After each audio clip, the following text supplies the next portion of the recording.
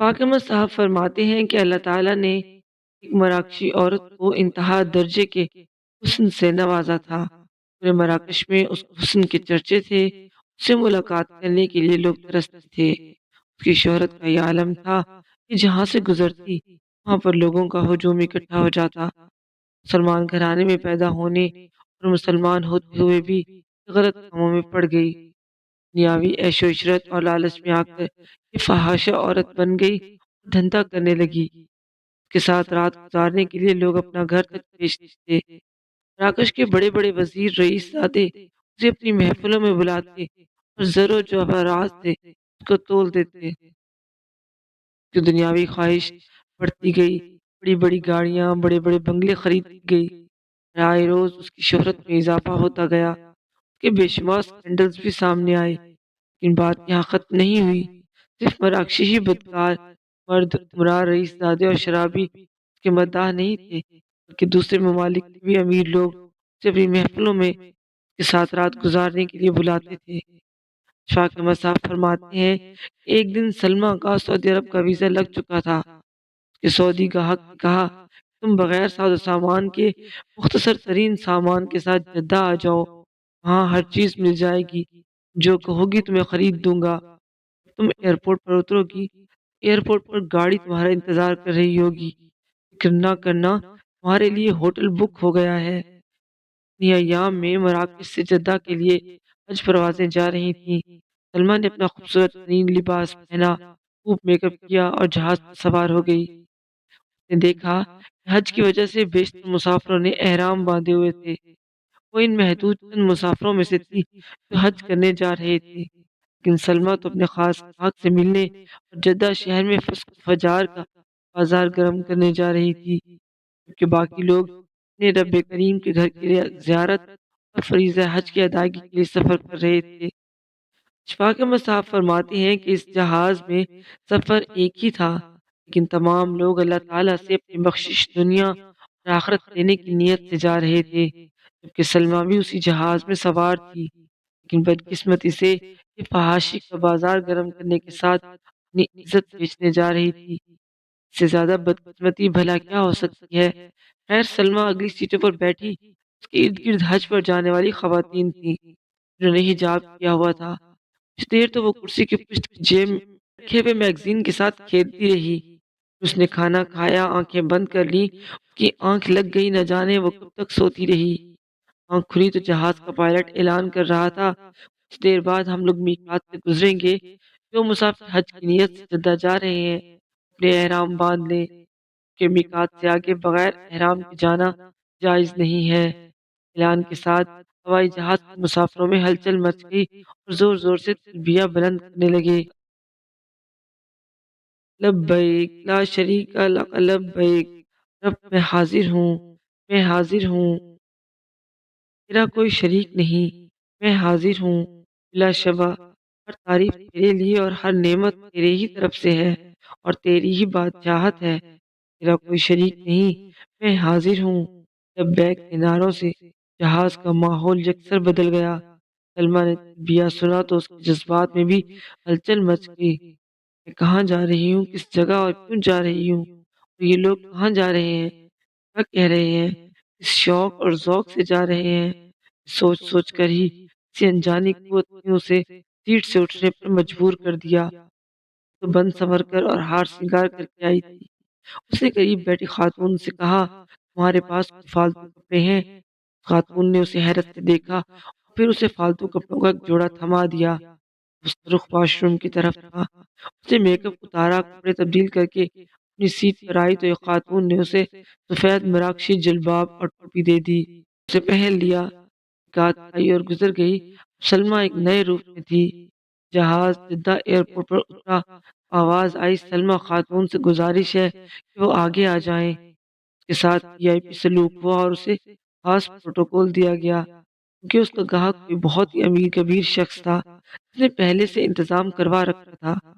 हवाई जहाज से सबसे पहले उतरने वाली सलमा ही थी। नीचे उतरी, इमिग्रेशन और कस्टम से फारिग हुई तो इंतहाई खूबसूरत और एक कीमती गाड़ी उसके इस्तकबाल के लिए मौजूद थी। गाड़ी में बैठी तो गाड़ी का रुख होटल की तरफ था। उसका कमरा पहले से ही बुक था। کمرے میں گئی تو وہ بیڈ پر لیٹ گئی۔ لمبے سفر کی وجہ سے اسے آرام کی ضرورت تھی۔ فوری سو گئی۔ اس نے خواب دیکھا کہ ایک شخص اپنے دائیں ہاتھ میں فانوس لیے کھڑا ہے۔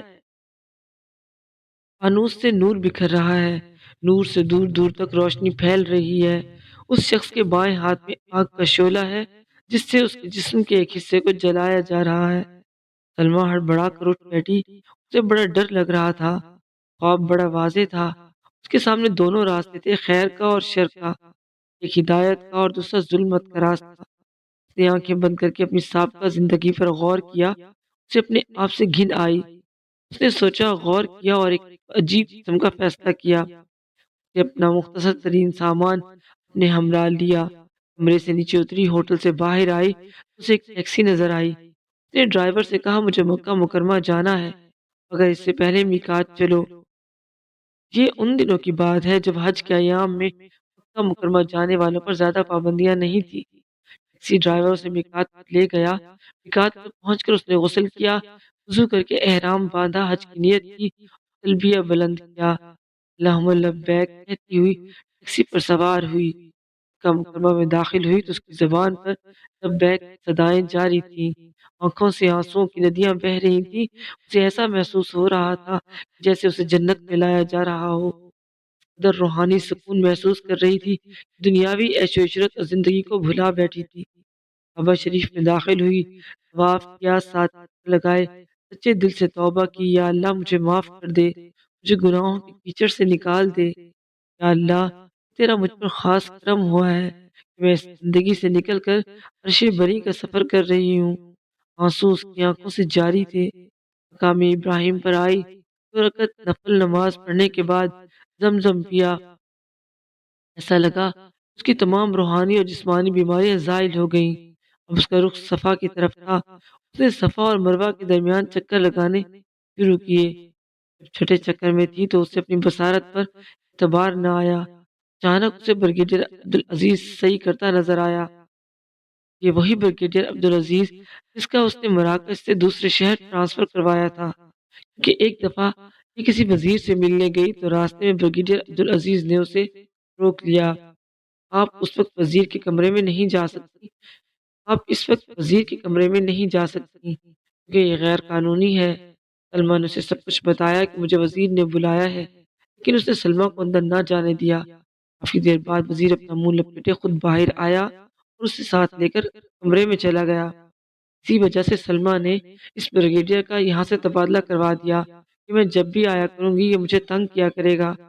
سلمیٰ اپنے آپ کو روک نہ سکی، اس کے سامنے کھڑی ہو گئی، کہنے لگی، عبدالعزیز تم یہاں پر بھی آ گئے ہو؟ عبدالعزیز نے نگاہیں اٹھائیں، اس کے سامنے سلمیٰ کھڑی تھی۔ کہنے لگا، ارے تم یہاں کہاں آ گئی؟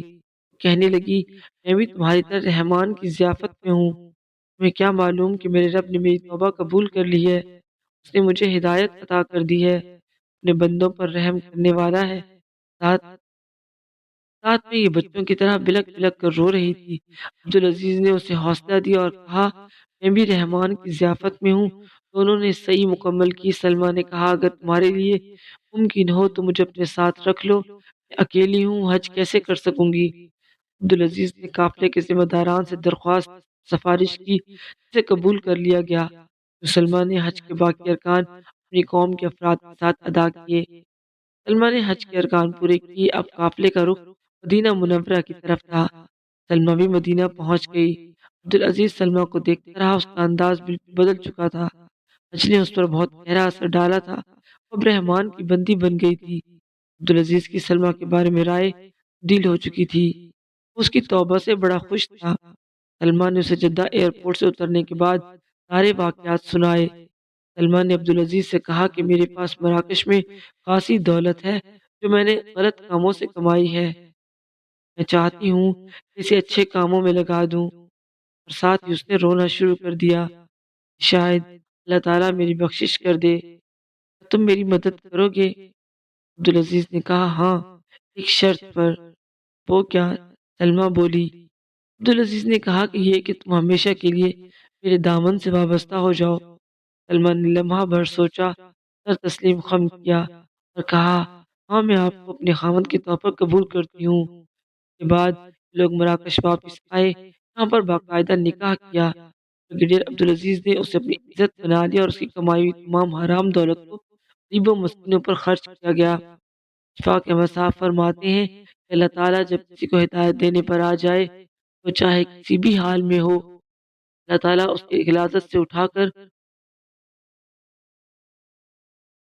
वो चाहे किसी भी हाल में हो, अल्लाह ताला उसे ग़लाज़त से उठाकर फूलों की सेज पर बिठा देता है, गुमराही से निकालकर सिरात मुस्तकीम पर चला देता है। इत्फाक़ अहमद साहब फरमाते हैं कि इंसान सिर्फ़ एक कदम उसकी तरफ बढ़ा तो देखे, जो पूरी दुनिया का मालिक है, जो 18,000 मखलूक़ात का पैदा करने वाला है, जिसने ज़मीन व आसमान बनाए, उस शख्स के बढ़ते हुए एक कदम से खुद 40 कदम बढ़ाकर उसका इस्तक़बाल करता है। वो खुदा जिसने कायनात का ज़र्रा-ज़र्रा बनाया, इंसान के मुँह से तौबा का लफ्ज़ सुनने के लिए उस शख्स का इस्तक़बाल करता है। अल्लाहु अकबर! अपनी इस्लाह कीजिए, सिर्फ़ लफ्ज़ों से नहीं बल्कि अपने अमलों से आपको मुसलमान होना छलकना चाहिए। ये आर्ज़ी दुनिया है, ये हमेशा का ठिकाना नहीं। दुनिया की ऐश-ओ-इशरत में ना पड़ जाओ तो धोखा है। आख़िरत की तैयारी करो, इस दुनिया में तुम आख़िरत के इम्तिहान के लिए आए हो। यहाँ इस इम्तिहान की अच्छी तैयारी करोगे, आख़िरत में कामयाब हो जाओगे।